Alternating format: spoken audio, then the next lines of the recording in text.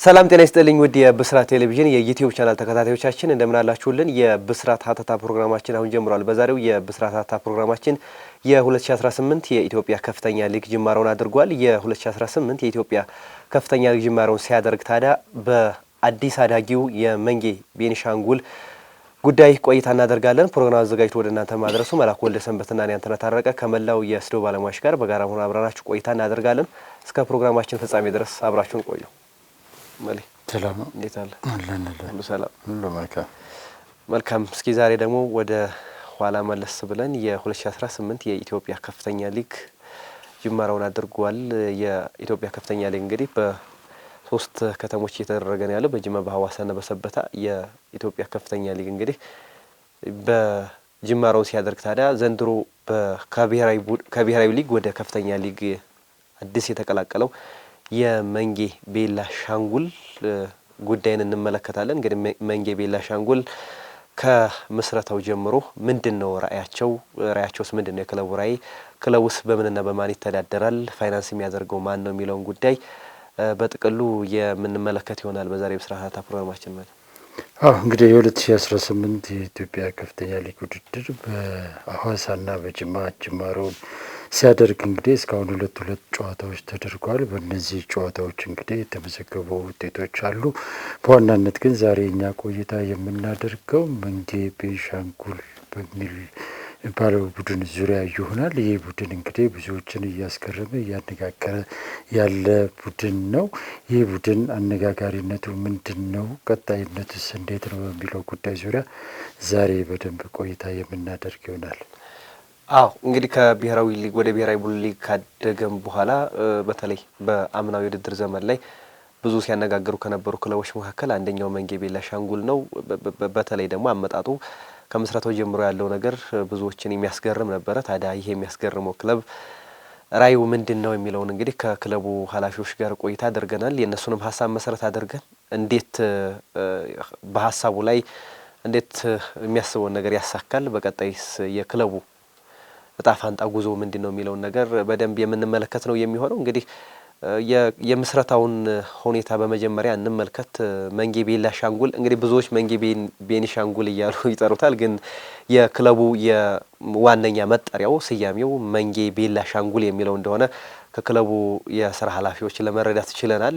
የኢትዮጵያ እግር ኳስ ፌዴሬሽን ምዝገባም ላይ እንደዛ ነው የሚለው። ክለቡ በኢትዮጵያ ከፍተኛ ሊግ ሲወዳደር አሁን መንጌ ቤኒሻንጉል በሚለው ስያሜው ነው የሚታወቀው። እንግዲህ መንጌ ቤኒሻንጉል 2010 ላይ ምስረታውን እንዳደረገ ሰምተናል። ወይም ደግሞ ከ2010 ከተመሰረተ ጀምሮ እንግዲህ በኢትዮጵያ የክልል ክለቦች ሻምፒዮና ላይ ሙከራ ሲያደርግ ከቆየ በኋላ 2016 ወደ ብሔራዊ ሊግ ተቀላቅሏል። እንግዲህ ከ2016 ጀምሮ ወደ ከፍተኛ ሊግ ለማድረግ ሙከራ ሲያደርግ ከቆየ በኋላ 2017 ላይ ተሳክቶለት አሁን ለሚወዳደርበት ለከፍተኛ ሊግ መብቃት ችሏል። እንግዲህ በመንጌ ቤኒሻንጉል መነሻውን የሚያደርገው በቤኒሻንጉል ጉሙዝ ክልል ውስጥ መንጌ ወረዳ ላይ ነው። እንግዲህ በዛ ወረዳ ላይ በደንብ የምትታወቅ ወረዳ ናት። በተለይ ደግሞ በተፈጥሮ ሀብት የታደለች ወረዳ ናት። እንግዲህ ያንን መሰረት በማድረግ በባለ ሀብቶች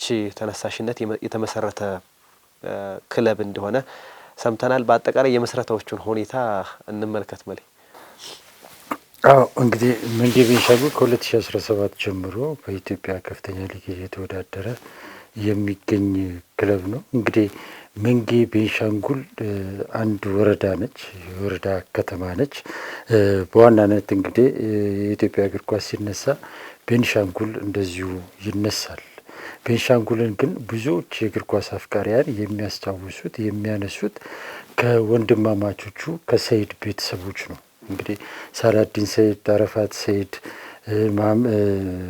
አህመድ ሰይድ እነዚህ ሶስት ተጫዋቾች እንግዲህ በኢትዮጵያ እግር ኳስ ውስጥ እጅግ በጣም የገዘፈ ትልቅ ስም ያላቸው ናቸውና ቤኒሻንጉልን ጎልታ እንድትጠራ እንድትታወቅ አድርጓታል። እነሱ ብቻ ሳይሆኑ ሌሎች ተጫዋቾችም ከዛ በኋላ ወጥተዋል ከቤኒሻንጉል እና በእነዚህ ምክንያቶች እንግዲህ ቤኒሻንጉልን ብዙዎች በእግር ኳስ ያስታውሷታል። እንደዛም ይሁን እንጂ እስካሁን ድረስ ከቤኒሻንጉል ክልል የወጣ እንደዚህ ገዝፎ የመጣ ክለብ የለም። አሁን ላይ እንግዲህ መንጌ ቤንሻንጉል ለእኛም ለዛሬ አጀንዳ ልትሆን ችላለች። እንግዲህ ከቤንሻንጉል መንጌ ቤንሻንጉል በፊት አሶሳ የሚባል የከተማው ዋና ከተማው ቡድን አለ። እሱ ከተመሰረተ በእድሜም በቆይታም ከመንጌ ቤንሻንጉል ይቀድማል። ነገር ግን እስካሁን አሶሳ የኢትዮጵያ ከፍተኛ ሊግ ላይ መሳተፍ አልቻለም እስካሁን በተደረጉ ውድድሮችና መንጌ ቤንሻንጉል ግን በአጭር ጊዜ ውስጥ መጥቶ በኢትዮጵያ ከፍተኛ ሊግ ላይ መሳተፍ ችሏል።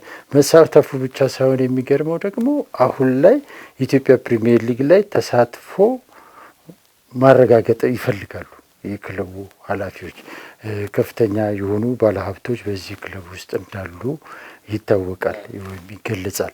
እና እነዚህ ባለሀብቶች እንግዲህ ተባብረው ክለቡን ትልቅ ለማድረግ ቤንሻንጉልን በመንጌ ለማሳወቅ ትልቅ ራዕይ ሰንቀው እየተንቀሳቀሱ ያሉ እንደሆነ ለማረጋገጥ ችለናል። አንተም ትላንትና አነጋግረሃቸዋል። ከዛ በፊት በነበሩ ግንኙነቶችም ያው የሚገልጹልህ የነበሩ ብዙ ነገሮች እንዳሉ አውቃለሁና እንግዲህ መንጌ ቤንሻንጉል የሚገርም ነገር በጣም አነስተኛ ሕዝብ የሚኖርባት በጣም ትንሽ ከተማ ነች። እንግዲህ የቤንሻንጉል ዋና ከተማ አሶሳ ነች። በአሶሳ ስር ሆና ነገር ግን አነስተኛ ከዋና ከተማው ወጣ ያለች በጣም አነስተኛ ከተማ ነች። አንዳንድ መረጃዎችን ሳይ 2007 ላይ በሀገር አቀፍ ደረጃ በተደረገ የህዝብ ቆጠራ ወደ 3000 ምናምን አካባቢ ሰው ነው ሲኖርባት የነበረ በጣም ጥቂት ሰው የሚኖርባት ከተማ የነበረች ነች። አሁን ምናልባት እስከ 100,000 ምናምን ድረስ የሚደርስ ነዋሪ ነው ያለባት እና እጅግ በጣም አነስተኛ ጥቂት ከተማ ነች እቺ ከተማ። ነገር ግን እቺ ከተማ ራሷን በእግር ኳስ ለማሳወቅ ከፍተኛ ጥረት እያደረገች ነች። እንግዲህ በኢትዮጵያ ከፍተኛ ሊግ ላይ የተለያዩ ክለቦች ይሳተፋሉ። ምናልባትም ከሚሳተፉት ክለቦች ሁሉ በጣም አነስተኛዋ ከተማ ልትሆን የሚችለው መንጌ ቤንሻንጉል ነችና ከሌሎቹ ለየት የሚያደርጋት መንጌ ቤንሻንጉልን ይሄ ነው። እንግዲህ እቺ አነስተኛ ከተማ በኢትዮጵያ ፕሪሚየር ሊግ ላይ ከሚሳተፉ ክለቦች አንዱ ለመሆን ባለሀብቶቿ የከተማዋ ነዋሪዎች ትልቅ ራዕይ ሰንቀው እየተንቀሳቀሱ ያለ መንጌ ቤንሻንጉል በነገራችን ላይ በጣም እጅግ አነስተኛ ከተማ ትሁን እንጂ ታሪካዊ ከተማ ነች። ድሮ የቤንሻንጉል ነገስታት መቀመጫ ከተማ ተደርጋም ትወሰዳለች። ብዙ ታሪካዊ የሆኑ ነገሮች አላት። ከዛ ባሻገር እንግዲህ ቤንሻንጉል እንደምታውቀው እንዳጠቃላይ በስንዴ ምርት የምትታወቅ ክልል ነች። ቤንሻንጉል ኢትዮጵያ አብዛኛውን በሚባል ደረጃ የስንዴ ምርትን የምታገኘው ከቤንሻንጉል ነው።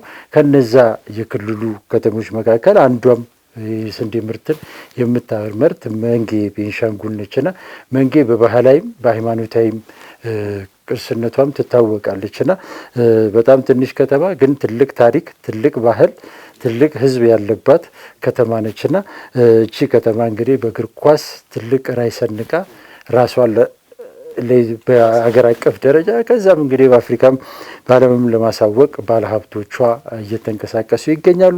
እዚች ከተማ ላይ እንግዲህ ትልቁ ሀብት አለ እየተባለ የሚነገረው እንግዲህ በስፋት የወርቅ ሀብት አለ የሚባል ነው። ባለሀብቶቿም አብዛኞቿም የወርቅ ነጋዴዎች ናቸው እየተባለ ነው የሚነገርላት። እነዚህ የወርቅ ነጋዴ ባለሀብቶቿ ክለቡን ለማሳወቅ ከፍተኛ ጥረት እያደረጉ ነው። ከመንግስት ወይም ከክልሉም ብዙ ድጋፍ የሚደረግላት አይደለችም። በአብዛኛው መሰረቷን ያደረገችው ባለሀብቶቿ ላይ ነው። እንግዲህ እነዚህ ባለሀብቶች የት ድረስ ያደርሷታል በቀጣይ የምናየው ሆኖ ግን እጅግ በጣም ሊጉ ላይ ከሚሳተፉ ክለቦች በባለሀብት ከፍተኛ ድጋፍ ያለው ክለብ ነው ብሎ መውሰድ ይቻላል። ብዙ ነገሮችን ማንሳት ይቻላል። በተለይ ደግሞ የባህል ሀብቶቹን ተሳትፎ ምናልባት ወደ ኋላ ላይ የምንመለከተው ይሆናል። ብዙ ምናልባት ከዚህ ከስያሜ ጋር በተያያዘ ብዙ የምንረዳቸው ነገሮች አሉ። መንጌ ቤንሻንጉል ሲባል አብዛኞቻችን ምናልባት እኔ ከትናንት ከኃላፊዎቹ ጋር ሳወራ በነበረ ግንኙነት ያንን ነገር ሊያጠሩልኝ ይችላል። ግን ብዙ የምንረዳው ምናልባት በአንድ ባለሀብት ብቻ የሚተዳደር ክለቡ በአንድ ባለሀብት ብቻ ፋይናንስ እንደሚደረግ ነው አብዛኞቻችን ግምት ያለን በስፖርቱ አካባቢ ዙሪያም ያለን ሰዎች ያንን ነገር ነው የምንረዳው። ግን መንጌ የሚለው ስያሜ በራሱ የአንደኛውን ባለሀብት ስም ስያሜ ይዞ የመጣ ነው የሚል ሀሳብ ነበር። ግን እሱ እንዳልሆነ በትናንትና ቆይታ እሱን አረጋግጫለሁ። ያው መንጌ የሚለው በወረዳዋ ስያሜ የተሰየመ ነው። እንግዲህ መንጌ የሚለውም ስያሜ የመጣው ምናልባት በዘመኑ በነበሩ ነገስታቶች መንጃ ከሚል ስያሜ እንደመጣ ነው። መንጃ ማለት ነገስታቶች ሊጠይቁ በመጡ እንግዶች ማን ነው የሚለውን ነገር ለማሳየት መንጃ ሲሉ ማን ነው የሚለውን ነገር የአረበኛ ቃል እንደሆነ መንጃ የሚለው ነገር እየተለመደ ሲመጣ ወደ መንጌ እንደዞረ የክለቡ ሰዎች ነግረውኛል። እንዲሁም መንጌ ቤላሻንጉል የሚለውን አብዛኛውም አሁን መንጌ ቤኒሻንጉል የሚለው ነገር በደንብ ጎልቶ ይወጣል። ግን መንጌ ቤላሻንጉል የሚለው ነው ቤኒሻንጉል ሳይሆን ቤላሻንጉል የሚለው ነገር ነው የክለቡ ዋነኛ መጠሪያ የሚሆነው። ቤላ የሚለው ስሙ ድንጋይ ማለት ነው። ቤኒሻንጉል የሚለው የአካባቢ ማህበረሰብ ነው። የቤኒሻንጉል ድንጋይ እንደማለት ነው። የነገስታቶቹ በዘመኑ የነበሩ ነገስታቶች መቀመጫ ስቲል አሁንም እዛው አካባቢ ያለ ድንጋይ ነው። ያ በዛ መጠሪያነት መሰረት የተደረገ እንደሆነ የክለቡ የስም ስያሜም ያንን መሰረት ያደረገ እንጂ በግለሰቦች ወይም ደግሞ በአንድ ሰው መጠሪያ እንዳልሆነ በዛው በአካባቢው በመንጌ ወረዳ ስም መሰረት ያደረገ ስያሜ እንዳለው የክለቡ ስራ አስኪያጅ አቶ አብዱል ሙጠሊፍ ነግረውኛል። እንግዲህ የመንጌ ቤላሻንጉል ቅድም እንዳነሳው ብዙዎች የአንድ ባለሀብት ፋይናንስ እንደሚያደርገው ነበር የሚረዱት። ግን በርካታ ባለሀብቶች የአካባቢውን የተፈጥሮ ሀብት መሰረት በማድረግ በተለይ ደግሞ ወርቅ ላይ ዲፔንድ የሆነ የወርቅ ምርት ያለባት ወረዳ በመሆኑ በዛ በሚገኘው ባለሀብቱ በሚያገኘው የወርቅ ምርት ከዛ እየተቆረጠ ወይም ደግሞ አበርክቶ የሚያደርጉ ባለሀብቶች በርከት ያሉ ባለሀብቶች እንዳሉ ሰምተናል። ወይም ደግሞ ወደ ፕሪሚየር ሊግ ለማሳደግም አሁን ባለበት እንቅስቃሴም ጥሩ ተፎካካሪ ለማድረግ የፋይናንስ መንገጫገጭ እንዳይገጥመው በደንብ ሰፖርት እንደሚደረግ በባለሀብቶቹ አምና በ2017 ብሔራዊ ሊግ እያለ አንድ ባለሀብት ብቻ 11 ሚሊዮን ብር ለክለቡ ወጪ እንዲያደረገ ነግረውኛል ስራ አስኪያጁና እንደነዚህ አይነት በርካታ ለጋስ ባለሀብቶች ያሉበት ወረዳ በመሆኑ ያንን የሚገኘውን የወርቅ ምርት ከሚያገኙት ገንዘብ ላይ ለክለቡ የየራሳቸውን ድርሻ እንደሚያዋጡ ወይም ደግሞ አካባቢዋን በእግር ኳሱ ለማሳወቅ ምናልባት የመንጌ ቤላሻንጉል የሚለው ነገር ብዙዎቻችን ላናቀው እንችል ይሆናል። አሁን መንጌ ቤላሻንጉል የሚለው ክለብ ከመጣ በኋላ ግን መንጌ ማን ነው የሚለውን ነገር ለማወቅ ብዙ ሰዎች ጥረት ያደርጋሉ። ስለዚህ የቱሪዝም እንቅስቃሴውንም ከፍ ለማድረግ ክለቡ በደንብ ወረዳዋን ለማሳወቅ መንጌ ማናት የሚለውን ነገር ለማሳወቅ በእጅጉ በር የከፈተና እድል የሰጠ መሆኑን ባለሀብቶቹ የተረዱ ይመስላል። ወይም ደግሞ የአካባቢው ማህበረሰብ በደንብ የተረዳ ይመስላል። በክለቡ አገሪቱን ያችን አካባቢ ለማሳወቅ በደንብ ጥረት የተደረገ ነው። ቀደም እንዳነሳው ምናልባት ቤኒሻንጉል ሲነሳ በተለይ ነሳላዲን ሰይድን ስናነሳ ቤኒሻንጉልን እናነሳለን። ከዛ በበለጠ ደግሞ በክለብ ደረጃ አልተወከለችም ነበር። በደንብ ጉልበት ያለው ክለብ አልመጣም። ቀደም ያሶሳም ያነሳው ነበር፣ ግን በደንብ መራመድ አልቻለም። ያንን አካባቢ በደንብ ማስጠራት አልቻለም። ግን አሁን ይሄኛው ክለብ ግን ማን ነው ምንድነው የሚለው ነገር በደንብ ሰዎች እየጠየቁ ነው ያሉትና አሁን ከፍተኛ ሊግም ያለው ነገርና ስፖንሰር የሚደረገው ወይም ደግሞ ክለቡን ፋይናንስ የሚያደርገው ማን ነው የሚለውም ነገር በዚህኛው በአካባቢው ማህበረሰብም በደንብ ከግብር ጋር በተያያዘ የሚቆረጥ ነገር እንዳለ ነግረውኛል። ህዝባዊ መሰረት ያለው ክለብ እንደሆነ እንዲሁም ደግሞ የአካባቢ ማህበረሰብም በተጨማሪ እዛ ያሉት ባለሀብቶችም በደንብ ተቀናጅተው እንደሚሰሩበት ከዛ በዘለለ ደግሞ ዋነኛው እንግዲህ ያንን የሚገኘውን የወርቅ ሀብት መሰረት በማድረግ ክለቡን ከወርቁ ተጠቃሚ ለማድረግ የወርቅ መሬት ስጦታ እንዳለው ያንን የወርቅ መሬት የተሰጠውን ስጦታ ፕሮሰስ ለማድረግ አሁን ወርቁን ለመጠቀም ክለቡን ፋይናንስ ለማድረግ እንቅስቃሴ ውስጥ እንዳሉ ነግረውናል። እና በፋይናንስ ደረጃ ምናልባት ፈርጠም ያለ በቀጣይ በኢትዮጵያ ክለቦች ላይ ፈርጣማ የፋይናንስ አቅም ያለው ክለብ ሊሆን እንደሚችል ከወዲሁ ፍንጭ እየሰጠ ያለ ይመስላል ማለት። አዎ ትልቁ ነጥብ ይህ ክለብ ከተመሰረተ በጣም አጭር ጊዜ ውስጥ ነው። ራዩን ስትመለከት እንግዲህ ከተማዋን ጥሩ የነገስታት ከተማ ነች፣ የንጉሳውያን መቀመጫ ነች። ስለዚህ ይህን ታሪክ ማስጠበቅ ማስቀጠል ከተማዋን በክልሉ ካሉ ከተሞች ሁሉ የተለየች እና ታላቅ መሆኗን ለማረጋገጥ ራዕይ ያላቸው ባለሀብቶች እንዳሉ ትመለከታል። አላማ አላቸው። ሲነሱ የተነሱበት አላማ ግልጽ ይመስለኛል እና ያንን አላማ በፍላጎት በስሜት ብቻ ሳይሆን በእውቀት ለማስደገፍም እየተንቀሳቀሱ እንደሆነ የምትረዳበት ሁኔታ አለ። ገና ከመሰረቱ እንግዲህ ይህ ክለብ በባለ ሀብቶች በግለሰቦች ላይ ብቻ ጥገኛ ሆኖ መቀጠል አይችልም የሚል እሳቤ ላይ መድረሳቸው በጣም ትልቁ ነጥብ እሱ ይመስለኛል እና ህዝቡን እያሳተፉት ነው። ህዝቡን መሳተፍ ብቻ ሳይሆን ደግሞ በራሱ የራሱን ሀብት ደግሞ ማመንጨት አለበት ከሚል አንጻር ደግሞ ራሱን ወርቅ የሚገኝበት አንድ የራሱ የሆነ ተቋም እንዲኖረው ለማድረግ መሬት ወስደዋል። ወደፊት እንግዲህ ከወርቅ ምርት ራሱን በራሱ እንዲያስተዳድር ሀሳቦች አላቸው። ነገ ደግሞ ይሄ ነገር እያደገ የሚሄድ ይመስለኛል። ዋናው ገና ከመነሻቸው ይሄ ክለብ ወደፊት እንዴት ይተዳደራል፣ በማን ይተዳደራል የሚለው ህሳቤ መኖሩ በራሱ ትልቁ ነጥብ እሱ ይመስለኛልና ዛሬ ላይ በወርቅ ምርት መሬት ወስደው በክለቡ ስም የተወሰደ መሬት አለ፣ አሁን መንግስትም የፈቀደው። ስለዚህ ያንን ነገር አሳድገውት ገቢ በራሱ እንዲያመነጭ ማድረግ መቻላቸው ለሌሎች የሀገራችን ክለቦችም ትልቅ ትምህርት ሊሆን የሚገባ ነው ብዬ ነው ማስበውና አሁን ሌሎቹ የሀገራችን ክለቦች ክለቡ ላይ ብቻ ኢንቨስት ማድረግን ነው የሚመርጡት የሚያስቀድሙት። እነዚህ መንጌ ቤንሻንጉል አመራሮች ግን ባለሀብቶች ግን ስፖርቱን ብዙ ላያውቁት ይችላሉ። ነገር ግን ገቢ ግን እንደሚያስፈልግ አምነው እዛ ጋር የጀመሩት ስራ እውነት ለመናገር እኔ በእጅጉ ሊከበሩ ሊመሰገኑ የሚገባ ነው። እንዲህ አይነት በርካታ ነገሮችን በቀጣይም ይሰራሉ ብዬ አስባለሁ። ትልቁ ነጥብ ክለብ ልታቋቁም ትችላለህ፣ የተወሰነ ጊዜ ህዝብ ልታስጮህ ትችላለህ። ከዛ በኋላ የሚከስም ቡድን አይደለም እና እነዚህ ባለሀብቶች ግን ይህንን ገና ከጅምራቸው ላይ ታሳቢ ማድረጋቸው እጅግ በጣም የሚመሰገን የሚበረታታ ጉዳይ ነው። ትልቁ ነጥብ እኔ ያየሁት ያንን ነው እና ገና ከጅምራቸው ያን እያደረጉ ነው። ይሄ ሊበረታታ ይገባል። ሌላው እንግዲህ እችን ከተማ በአጭር ጊዜ ውስጥ ማሳወቅ አለብን ብለው ሲነሱ አሁን ላይ በኢትዮጵያ ከፍተኛ ሊግ ላይ ተጽዕኖ ፈጣሪ እየሆኑ ነው ያሉት በርካታ ተጫዋቾች አሁን ላይ መንጌ ቤንሻንጉልን አያውቁም ነበር። አሁን ዘንድሮ ላይ ግን በርካታ የከፍተኛ ሊግ ተጫዋቾች ሁሉም እግሮቻቸው በሙሉ ወደ ቤንሻንጉል ማምራትን የማይፈልግ ተጫዋች የለም። በክፍያ ረገድ ጥሩ ክፍያ ይከፍላሉ፣ በወቅቱ ይከፍላሉ። አስፈላጊ ፋሲሊቲዎችን የክለቡ ሰዎች ያሟላሉ። በጣም ታይቶ ተሰምቶ በማይታወቅ ሁኔታ የሚያደርጓቸው እንክብካቤዎች፣ ድጋፎች፣ ክትትሎች በጣም የተለየ ነው። ስለዚህ በርካታ ተጫዋቾች ወደዛ መሄድን ይፈልጋሉ። አሁን ላይ እንግዲህ ገና ትላንት የተመሰረተ ክለብ ነው። ግንዛቤዎች፣ ብዥታዎች ባሉበት ሁኔታ ውስጥ የከፍተኛ ሊግ ብቻ ሳይሆን የኢትዮጵያ ፕሪሚየር ሊግ ተጫዋቾችን ማስፈረም ችለዋል፣ አስፈርመዋል። አሁንም እንግዲህ በእግር ኳስ ተጫዋችነት ዘመኑ የምናውቀውን ታላቁን እግር ኳስ ተጫዋች አንዋር ያሲንን እንግዲህ ቡድናቸው አሰልጣኝ አድርገው ሾመዋል። ምንይሉ በመቻል የምናውቀው በኢትዮጵያ ብሔራዊ ቡድን የምናውቀው አጥቂ ምንይሉ ወንድሙ እንግዲህ ይህን ክለብ ሊቀላቀል ችሏል።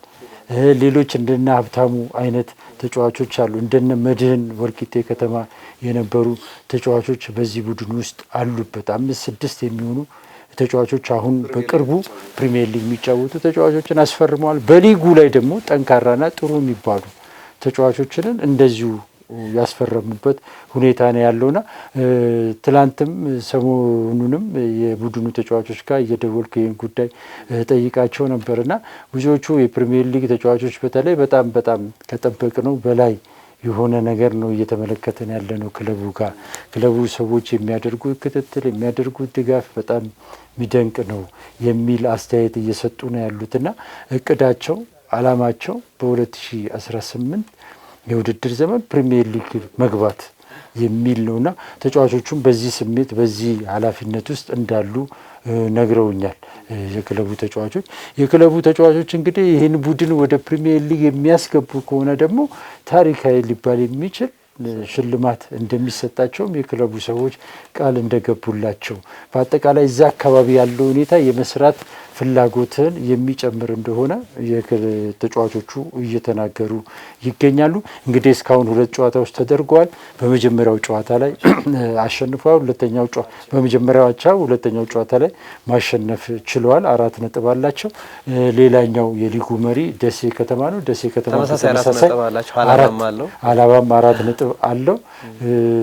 እነዚህ 3 ክለቦች እንግዲህ ቅድሚያ ግምት የተሰጣቸው ናቸው። አሁን በዋናነት ደሴ ከተማ ይገባል ተብሎ ብዙዎች የሚገምቱት፣ ከዛ አላባ ከተማ፣ ከዛ ደግሞ መንጌ ቤንሻንጉል፣ ከዛ ደግሞ ቀላል ግምት ያልተሰጠው ውድድር ላይ ከተመለከቱት በኋላ ብዙዎች እየተናገሩለት ያለው ቦዲቲ ከተማ እጅግ በጣም ጠንካራ አብረው የቆዩ ብዙ በርካታ ተጫዋቾች ያሉት የወላይታ ዲቻ ወጣት ተጫዋቾች በዚህ ቡድን ውስጥ በብዛት እንደሚገኙ ይነገራል። ይሄ ቡድንም በጣም ሰርፕራይዝ ሊሆን እንደሚችል ብዙዎች እየተናገሩለት ይገኛሉ። ይሄ ምድብ ከፍተኛ ጠንካራ ክለቦች ያሉበት ምድብ ነውና ከዚህ ምድብ እንግዲህ ቤንሻንጉል መንጌ ቤንሻንጉል ጎልቶ ይወጣሉ፣ ይሄን ያሳካሉ የሚለውን በቀጣይ የምንመለከት ይሆናል። የሚገርም ነገር ቤንሻንጉል ባደረጋቸው 2 ጨዋታዎች ላይ የተለያዩ አስገራሚ አስደናቂ ነገሮች ተከስተው ነበር። በመጀመሪያው ጨዋታ ላይ 4 የቡድኑ ተጫዋቾች ከፍተኛ ጉዳት ደርሶባቸዋል። በመጀመሪያው ጨዋታ ላይ ሰኢድ ከዚህ ቀደም በፋሲል ከተማ፣ በኢትዮጵያ መድን፣ በዋሳ ከተማ የምናውቀው የተከላካይ ስፍራ ተጫዋች እና የክልሉ ተወላጅ ሰይድ ሀሰን በዚህ ጨዋታ ላይ ከፍተኛ ጉዳት አስተናግዶ በአሁኑ ሰዓት አዲስ አበባ በሕክምና ላይ ይገኛል። ይሄ የጎን አጥንቱ ወደ ውስጥ ሰርጎ የገባበት ሁኔታ ተፈጥሯል። ይሄ እንግዲህ በቀዶ ጥገና መሰራት አለበት የሚል ሐኪሞች ውሳኔ ላይ እንደደረሱ ሰምተናል። ክለቡ አስፈላጊውን ድጋፍ ሁሉ እያደረገለት ነው የሚገኘው። ሌሎች 3 ተጫዋቾችም እንደዚሁ ጉዳት ደርሶባቸው አራቱም ጨዋታውን አቋርጠው የወጡበት ሁኔታ የተፈጠረበት ነበረ። በቀጣይ ጨዋታ ደግሞ የሚገርም ነገር ሁለተኛው ጨዋታ ላይ ከመድረሱ በፊት ቡድኑ ባረፈበት ሆቴል ይሁን በሌላ አይታወቅም፣ ብቻ ከምግብ ጋር በተያያዘ 8 ያህል የቡድኑ ተጫዋቾች የምግብ መመረዝ አደጋ ደርሶባቸው ነበርና ክለቡ ይህንን ግንዛቤ ውስጥ በማስገባት ጨዋታው እንዲራዘምለት ሁሉ የጠየቀበት ሁኔታ ነበር። ነገር ግን የኢትዮጵያ እግር ኳስ ፌዴሬሽን 7 ተጫዋቾች እስኪቀራችሁ ድረስ ጨዋታውን ማድረግ ግዴታ አለባችሁ፣ ጥያቄያችሁን አልቀበልም በማለቱ ጨዋታውን ከነ በሽተኛ ተጫዋቾቹ ሳይቀሩ ገብተው የተጫወቱበት ሁኔታ እንዳለ ሰምተናል። በዛ ጨዋታ እንግዲህ 1-0 በሆነ ሁኔታ ጠንካራ የሚባለውን ቦዲቲ ከተማን ያሸነፉበት ሁኔታ እንዳለ እንመለከታለንና እነዚህ በጣም አስገራሚ የሆነ ነው። ሌላው ብዙዎችን ሲያነጋግር የነበረው ጉዳይ በአሰልጣኙና በክለቡ አመራሮች መካከል የተፈጠሩ አለመግባባቶች ነበሩ። አሁን እንግዲህ ክለቡ አመራር አካባቢ ከፍተኛ የሆኑ ስሜቶች፣ ፍላጎቶች አሉ። ከዚህ አንጻር አንዳንድ ነገሮች ላይ ጣልቃ የመግባት ወይም ደግሞ የሚፈልጉትን ነገር ለማሳካት ሲሉ የመቸኮል ነገርም የምታይበት ሁኔታ አለ። ይሄ ወደፊት ሊታረም ይገባል። መጀመሪያ መጠንቀቅ ያለብህ ሁል ጊዜ አመራር አሰልጣኝ ሲቀጥር ነው መጠንቀቅ ያለበት። የአመራር ኃላፊነት አሰልጣኝ ላይ ነው። አሰልጣኝ ደግሞ ተጫዋቾችን ሲቀጥር መጠንቀቅ ኃላፊነት አለበት። ከዛ በዘለለ ግን ሌሎች ነገሮች ላይ መግባት ጣልቃ ገብነትን ነው የሚያሳየውና የመንጌ ቤንሻንጉል አመራሮች መጀመሪያ ላይ አሰልጣኝ አንዋር ያሲን የሰበሰባቸውን ተጫዋቾች ካስፈረሙ በኋላ ከውድድሩ ከመጀመሩ በፊት ከየካ ክፍለ ከተማ ጋር በተደረገ ጨዋታ 4-1 በሆነ ውጤት ቡድኑ ሽንፈት ባጋጠመው ጊዜ በዚህ ጊዜ እንዴት በዚህ ቡድን እንወዳደራለን? ይህ ቡድን በፍጹም አይመጥንም በሚል ተጫዋቾች የፈረሙ ተጫዋቾችን አሰናብተው አዳዲስ ተጫዋቾችን አሁን ከፕሪሚየር ሊግ የመጡ ትላልቅ ተጫዋቾችን አሰልጣኙ ሳያቅ ያስፈረሙበት ሁኔታ እንደነበረ ሰምተናል። በዛ ምክንያትም አሰልጣኝ አንዋር ያሲን ያለኔ እውቅናና ኃላፊነት ተጫዋቾች እንዲፈርሙ ተደርጓል። በዚህ ሁኔታ አልሰራም በሚል ክለቡን ጥሎ የሄደበት ሁኔታ እንደነበረ ሰምቻለሁ። አሰልጣኝ አንዋርን ለማግኘት ሞክሬ ነበር፣ ላገኘው አልቻልኩም። ነገር ግን አሰልጣኝ አንዋር ያሲን ከቲሙ ተለይቶ ከሄደ በኋላ በረዳት አሰልጣኞቹ ቡድኑ ሲሰለጥን ቆይቶ አንዋር ያሲን መጨረሻ ላይ አንድ ቀን ውድድሩ ሊጀመር አንድ ቀን ሲቀር ቡድኑን እንደተቀላቀለና አሁን በአሰልጣኝ አንዋር ያሲን እየተመራ ቡድኑ እየሰለጠነ ይገኛል። ሁለቱ ጨዋታዎች ሲደረጉም አሰልጣኝ አንዋር ያሲን ከቡድኑ ጋር ነበረ። ስለዚህ እንደዚህ አይነት ሁኔታዎች በቀጣይ መታረም አለባቸው። የሚገርም ነገር ግን አሰልጣኝ አንዋር ያሲን ቡድኑን ከተቀላቀለ በኋላ ባደረጋቸው ጨዋታዎችና ልምምዶች ላይ ግን በመጡት ተጫዋቾች ደስተኛ መሆኑን ለተጫዋቾቹ ገልጿል። በቃ መጀመሪያ የነበረኝ ግምትና አሁን በስራ ላይ ካየኋችሁ በኋላ የተመለከትኩት ነገር የተለያየ ነው። ስለዚህ ባየሁት ነገር ተደስቻለሁ፣ ኮርቻለሁ። በርቱ፣ ቀጥሉ፣ አብረን የተሻለ ነገር እንፈጥራለን ሲል እንደገለጸላቸው ተጫዋቾቹ ነግረውኛል። የሚገርም ነገር ይህን ጉዳይ ከተጫዋቾቹ ጋር ስናወራ ከነገሩኝ ነገር በጣም የገረመኝ አንዋር ያሲን እንግዲህ ልምምድ ሲያሰራ ሰርቶ የሚያሰራ አሰልጣኝ ነው፣ ወጣት አሰልጣኝ ነው። አሁንም ጤናውን በደንብ የሚጠብቅ ነው እና አንዳንዴ አብሯቸው ይጫወታልና በጣም ትልቅ የሚለው ተጫዋች ነው። ይሄን ያለኝ የሚገርም ነገር በራሴ አፈርኩኝ፣ በራሴ አዘንኩኝ። አንዋር እግር ኳስን በዚህ እድሜው የሚጫወትበት መንገድ በጣም ይገርማል እና ብዙዎቻችን በቃ ከልምምድ በኋላ ሁል ጊዜ እንነጋገራለን።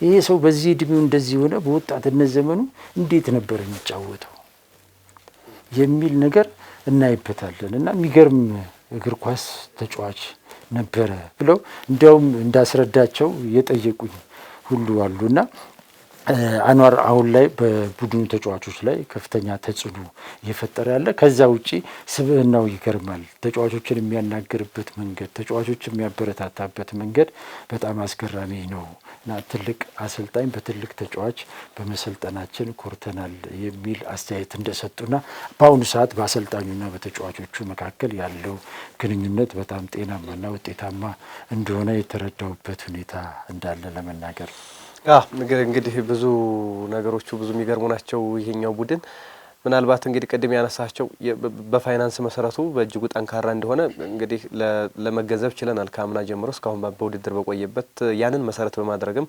እቅዳቸውን መጥተዋል። 2017-2018 የኢትዮጵያ ከፍተኛ ሊግ መግባት ነበር፣ ያንን አሳክተውታል። አሁን 2018-2019 ወደ ኢትዮጵያ ፕሪሚየር ሊግ መግባት ነው።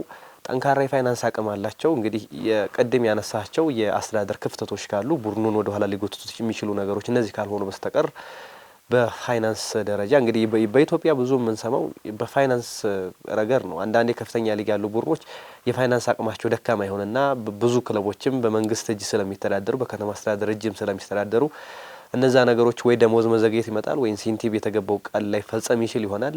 ያ ሲሆን ውጤቱ ላይ በደንብ ተጽዕኖ ሲያደርግ እንመለከታለን። አንደኛው ዙር ላይ ጥሩ የሄደ ቡድን ሁለተኛው ዙር ላይ ላለመውረድ ሲጫወት እንመለከታለን። ከዚህ አንጻር ይሄኛው ቡድን እንደነዚህ አይነት ጥያቄዎቹ ብዙ የማይነሱበት ስለሆነ ለአሰልጣኙም ለተጫዋቾቹም ይሄንኛውን የቤት ስራ የሚያቀል ይሆናል። ግን በአስተዳደር ጋር በተያያዘ እንደነዚህ አይነት ክፍተቶች ከተፈጠሩ ደግሞ በእጅጉ ክለቡን የሚጎዱት ናቸውና ጅምራቸው ጥሩ ነው። ግን እነዚህ ነገሮች ወደፊት እየተነጋገሩ እያስተካከሉ ይሄዳሉ የሚል እምነት አለኝ። ከአዲስነት ጋር በተያያዘ ብሔራዊ ሊግ የነበረው ሁኔታና ከፍተኛ ሊግ የነበረው ሁኔታ የተለያየ ነው። ከፍተኛ ሊግ የነበረው ፕሪሚየር ሊግ ስትመጣ ደግሞ የተለያየ ስለሚሆን ብዙ ነገሮች ጥሩ ናቸው። ግን ወደፊት አሁንም ክለቡን መሰረት ለማስያዝ የራሱ የሆነ አቅም እንዲፈጠር የራሱ የሆነ ባለሀብቶች ተጽዕኖ ውጭ ለማላቀቅ የራሱ የሆነ አቅም ገንብቶ የራሱ የሆነ የፋይናንስ አቅም እንዲኖረው ለማድረግ እየተካሄደበት ያለው ጥረት ጥሩ ነው። ይሄ የራሱን የሆነ አቅም ለመፍጠር ያን ሪሶርስ የአካባቢውን ሪሶርስ ያለውን ነገር በጣም የሚደነቁት ነገር ምናልባት ያለውን ነገር ተረድቶ ክለቡን በማቋቋም ደረጃ ክለቡን አገሪቱን በእንደዚህ አይነት ነገር እናስጠራለን የሚለው ነገር በእጅጉ የሚያስደንቅ ነገር ነው። ሪሶርስ ኖሮ አንዳንዴ ሳታቅበት ልትቀር ይችል ይሆናል። ግን ያንን ሪሶርስ አውቆ በዛ መንገድ መጠቀሙ ጥሩ ነው። ግን አሁንም ቢሆን ብዙ ፈተናዎቹ ቀላል የሚባሉ አይደሉም። በዛ ምድብ ላይም ጠንካራ ቡድኖች አሉ። ሀላባም ቀደም ያነሳ ቦዲቲም ደሴም አምና ከጫፍ ደርሶ የተመለሰ ክለብ ነው። እንግዲህ በሜዳ ላይ ያለው ፈተና ብዙ ጠንከር ያለ ነው። ግን ያንን ለማሳካት ወይም ደግሞ ያንን ተጽዕኖ ለመቋቋም የፕሪሚየር ሊግ ልምድ ያላቸው ተጫዋቾችን ማስፈረማቸው ደግሞ በዛው ልክ ጫናውን ለመቋቋም ትካሻ የሚሰጣቸው ይመስላል። እንግዲህ ወደፊት በብዙ የሚጠበቅ ቡድን በብዙ የሚያነጋግር ቡድን እንደሚሆን ግን ከጅምሩ የምናያቸው ነገሮች ምልክት የሚሰጡ ነገሮች አሉ። እንግዲህ ቀጣይ ብዙ ነገሮችን የምንመለከትበት ቡድን ይሆናል። አሁን ላይ 2 ጨዋታዎች ነው የተደረጉት። 4 ነጥቦች አሉት ከደሴም ከሀላባም እኩል ነው። ስለዚህ ጅምሩ ጥሩ የሚባለው ሽንፈት አላጋጠመው በሁለቱ ጨዋታዎች ላይ መልካም የሚባል ነገር ነው። ስለዚህ ወደፊት ብዙ የሚጠበቀው ቡድን ይሆናል ብለው ተስፋ ማድረግ ይቻላል ማለት ነው። አዎ ምንም ጥያቄ የለውም። አሁን ላይ እኔ ካለ ልምድ መናገር ምናልባት ካስፈለገ መናገር የምፈልገው የክለቡ ሰዎች ይህን ክለብ ትልቅ የማድረግ ራዕይ ካላቸው በዘርፉ ትልቅ እውቀት ጥሩ ልምድ ያላቸው ሰዎች ከጎናቸው ሊኖሯቸው ይገባል። አንድን ክለብ ትልቅ ለማድረግ መሰረቱ ተጫዋች መግዛት አሰልጣኝ መግዛት ብቻ ሳይሆን መጀመሪያ ክለቡን ማቆም ያስፈልጋል። ስለዚህ ክለቡ የሚያስፈልጋቸው ባለሙያዎች አሉት። አስተዳደራዊ ጉዳይ በተመለከተ ከቴክኒክ ጋር በተነሳ እና ሌሎች እና ጽህፈት ቤቱን እንደ ጽህፈት ቤት መጀመሪያ በሁለት እግሩ እንዲቆም የማድረግ ኃላፊነት ላይ ቢያተኩሩ። እንደዚህ አይነት ክለቦች ሲመጡ ብዙ ጊዜ በተለያየ ጊዜ ተፈጥረዋል። እንደዚህ አይነት ክለቦች ኢትዮጵያ ውስጥ በግል ባለሀብቶች በምን የሚመሩ ነገር ግን ብዙ ርቀት ሳይሄዱ ይከስማሉ። አንዳንድ ጊዜ ባለሀብቶች ሲመጡ ባለሀብቶች ሁሉን ነገር በኪሴ ማሰብ በአይምሮ ሳይሆን በኪሴ ማሰብ ነገር ኢትዮጵያ እግር ኳስ ላይ ለረጅም ዓመት ስለኖርኩ ተመልክቻለሁ። ስለዚህ ከእንደዚህ አይነት አስተሳሰብ የጸዱ መሆን መቻል አለባቸው። ይሄ ስራ ሙያ ነው፣ ራሱን የቻለ ትልቅ ኢንዱስትሪ፣ ትልቅ ሙያ ነው። ስለዚህ ይሄ ሙያ ደግሞ የሚፈልጋቸው እውቀቶች፣ ልምዶች አሉ። ስለዚህ እነሱ ገንዘቡን ይዘዋል፣ እውቀቱን ደግሞ መግዛት ይችላል። ስለዚህ እነዛን ባለሙያዎች ማሳተፍ ይጠበቅባቸዋል ብዬ አስባለሁ። በቃ ገንዘብ ትርጉም እንዲያመጣ የምትፈልገው ደረጃ ላይ እንድትደርስ የምትፈልጋቸውን ሰዎች ከጎን ማድረግ ያስፈልጋል።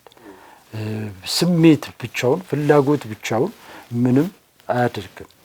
መንጌ ቤንሻንጉል በ2019 የውድድር ዘመን ኢትዮጵያ ፕሪሚየር ሊግ ላይ ሊሳተፍ ይችላል። ግን መቆየት ከባድ። አሁን መግባት አይደለም ዋናው ነገር መቆየት ነው ከባድ። ስለዚህ እንዴት ነው የምንቆየው? እንዴት ነው የምንገባው ብቻ ሳይሆን መታሰብ ያለበት ከገባን በኋላ ደግሞ እንዴት ነው የምንቆየው የሚለው ነገር መሰራት ያለበት ፕሪሚየር ሊግ ከገባክ በኋላ ሳይሆን እዚህ እያለ ነው መሰረቱ መጣል ያለበት። ስለዚህ መሰረታቸው አላቸው ወይ? አሁን ላይ በትክክል በደንብ ጎርጎር እያደረግን ብንሄድ 2 ሰው 3 ሰው እንደፈለገ የሚያደርገው ክለብ ሊሆን ይችላል። አንዳንድ የምሰማቸው ማያቸው ነገሮች አሉ። ስለዚህ እነዛ ነገሮች ስርዓት መያዝ መቻል አለባቸው። የክለቡ ሰዎች እዚህ ላይ ነው ትልቅ ስራ መስራት ያለበት። እውነት ክለቡን ወደውት ክለቡን ትልቅ የማድረግ ራዕይ ካላቸው መጀመሪያ መሰረቱን በትክክል ማንም እየገባ የሆነ ነገር ሲላቸው፣ ማንም የሆነ ነገር ሲነካቸው አሁን ላይ ለነሱ ሊከብድ በሚችል ሁኔታ በርካታ ሀሳብ የሚሰጥ አስተያየት የሚሰጥ ምናምን ወገን እንደሚረባረብባቸው ይገባኛል። ምክንያቱም እዛ ጋ አሁን ገንዘብ አለ፣ ጥቅም አለ፣ ባለሀብት አለ የሚል ነገር አለ። ሁሉም ባለሀብት ደግሞ የሰማውን በሙሉ እያመጣ ደግሞ አለመግባባቶችም ይፈጠራሉ።